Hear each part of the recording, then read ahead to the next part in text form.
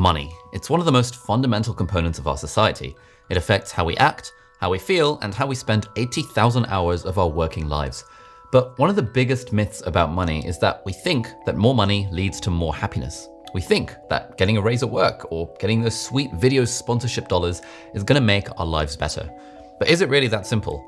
How important really is money to happiness? This is one of the questions that I've been thinking about a lot recently, especially as I started making money as a junior doctor, and now as my income has increased thanks to this YouTube channel and the businesses that go around it. And when you're on this train of trying to get more success and trying to make more money and trying to get more followers or more views or whatever, it's easy to have that view that I just need to make more money and then my life will be sorted and then I'll be happier. But if you're anything like me and you enjoy reading pop psychology books and listening to interviews with celebrities who are rich but miserable, then you'll know that this relationship between money and happiness is complicated. So the thing we're gonna investigate in this video is, does money actually buy happiness? Part 1, yes, money does buy happiness. Now, I'm gonna cheat a little bit here and I'm gonna include a 1-minute segment from Casey Neistat's amazing video essay where he talks about how money does buy happiness. Rich or poor, we all face these problems that I'll call life problems. Life problems are things like finding happiness and finding love and a sense of fulfillment in your life and a sense of purpose maybe in your career, etc. These are life problems. These are problems we all, rich or poor, encounter. Money won't solve these problems.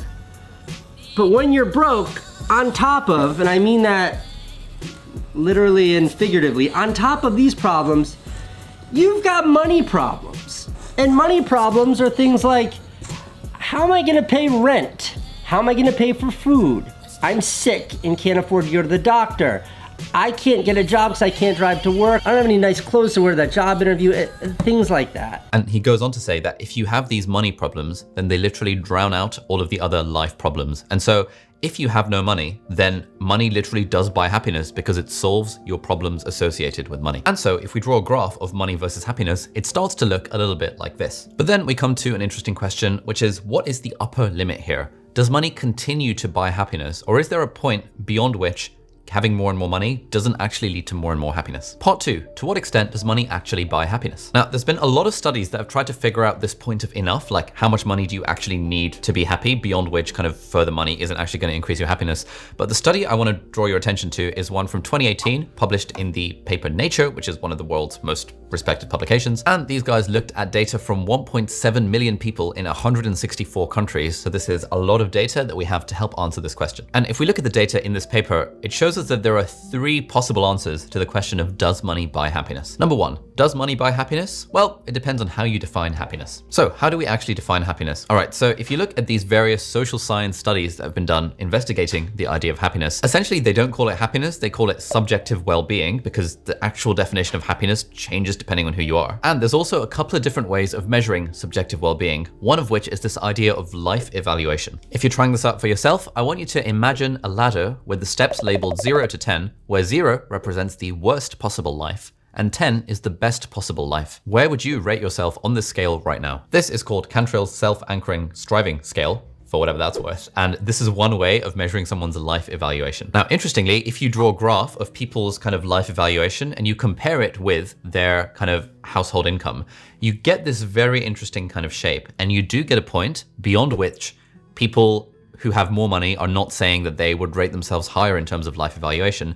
And on average, that point is about $85,000 if you look at all of the different countries they studied. But apart from life evaluation, there's another way that psychologists and people who study this thing measure happiness, and that's the idea of affective or emotional well-being. Now, it's quite hard to accurately assess your own emotional well-being, and so what they do is that they ask questions like, in the last week, how often did you laugh? How often did you smile? How often did you experience gratitude? And they also ask questions like, yesterday, were you unhappy? Were you stressed? Were you anxious? And so they get a sort of combination of positive and negative emotions and turn it into a number. And simplifying all of this stuff, it gives us a score for someone's emotional well-being. Now, if you graph people's household income against their emotional well-being, you find that, again, there is a linear relationship, but the cutoff point, the point beyond which more money doesn't lead to more emotional well-being, is about $55,000 per household. And we can imagine why this might be. Like, if you imagine your best possible life, then usually you can imagine having a higher standard of living than you currently do, which is why you probably need more money to kind of satiate that like life evaluation thing. Whereas if you imagine emotional well-being, we can all appreciate that that's probably based on things other than your career success or your salary or things like that, and far more about things like relationships and your hobbies and the things that bring you enjoyment and fulfillment in your life. Point number 2, does money buy happiness? Well, it depends what country you're in. So earlier I said that the average point for life evaluation beyond which money stops buying happiness is about $85,000, but this varies massively depending on which country you're in. So if you look at the paper, they've done this for all the different countries that they looked at, and they found that in Western Europe and in North America, I'm in Britain, which is in Western Europe,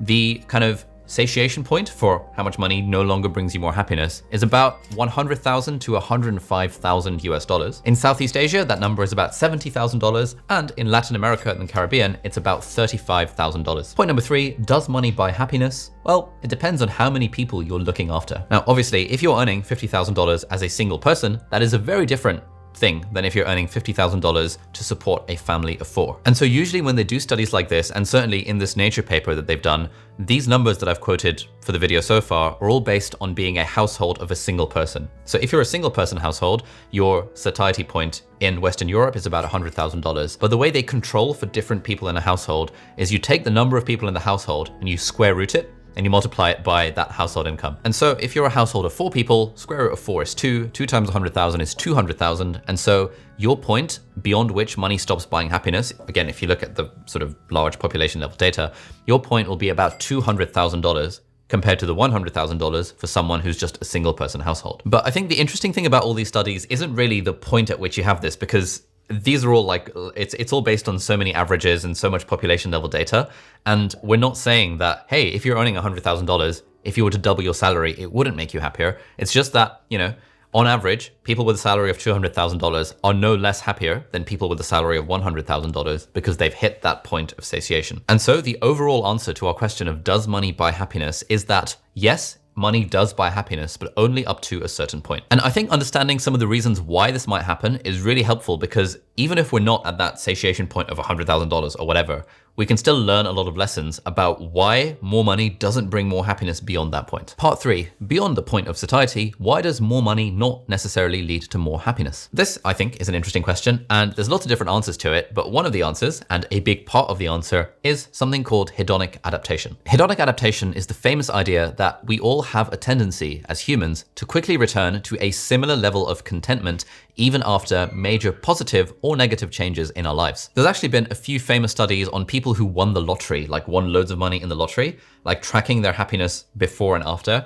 And they found that after a while, like they actually very quickly returned to more or less baseline levels of happiness. And we've all definitely had this experience anecdotally as well. Like for me, a few months ago in September of 2020, I bought a Tesla Model 3. And yeah, for the first few weeks, it was like, oh my God, I'm driving a Tesla. It's like really comfortable and super nice. But now when I drive it, it's still nice, but like it's now become the new normal. And so I don't get as much pleasure from it as I once did back in September when I first had the car. But do I regret buying the car? Absolutely not. I think it's great. And I knew very well that I was going to hedonically adapt to it. And so given that I know that is like a fundamental aspect of human psychology, it means that when I get into the car, or when I just kind of live my life in general, I can make it a point to be more grateful for the things that I do have. And so when I'm getting into the car, I can think, you know what? This is a pretty sweet car. So hedonic adaptation is one reason why money doesn't buy happiness beyond a certain point. But another part of the answer is the idea of comparison. The famous British economist and philosopher John Stuart Mill once said, "Men do not desire to be rich, only to be richer than other men." This idea has been confirmed by lots of studies, and it's called relative deprivation, which essentially explains that our happiness usually depends on comparing ourselves with our friends and colleagues. And so because we all have this tendency to compare ourselves with our peers, like our actual happiness based on our income and how much money we have isn't actually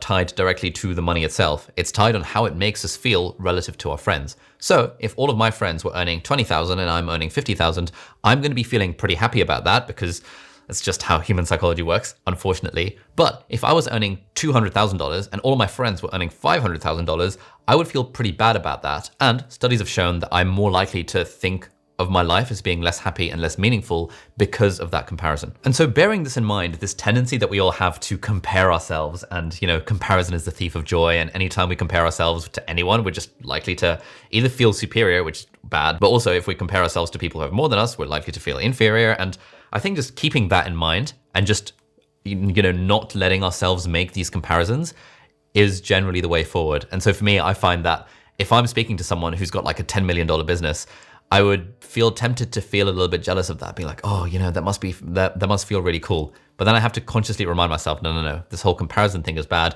There's no point doing any comparisons because it's just not good. And actually for me, over the last few months, I've interviewed a lot of people who have like huge businesses and who are very kind of monetarily successful. But I've also interviewed people who could have big businesses, but are actively choosing to keep things a little bit more small and manageable. And this is something I talked about with my friend John O'Nolan, who is the CEO of Ghost, which is the company that I use to host my website, about why he's deliberately kept Ghost small and isn't really optimizing for growth at all costs. I evaluate people based on how happy they are more than how much they make. I think I know a lot of rich, unhappy people. Okay. I know a lot of people who sold their companies and became very financially successful, and they're very, very depressed because the company was something they loved, and they sold it and they got rid of it, and now they have lots of money, but they played the game.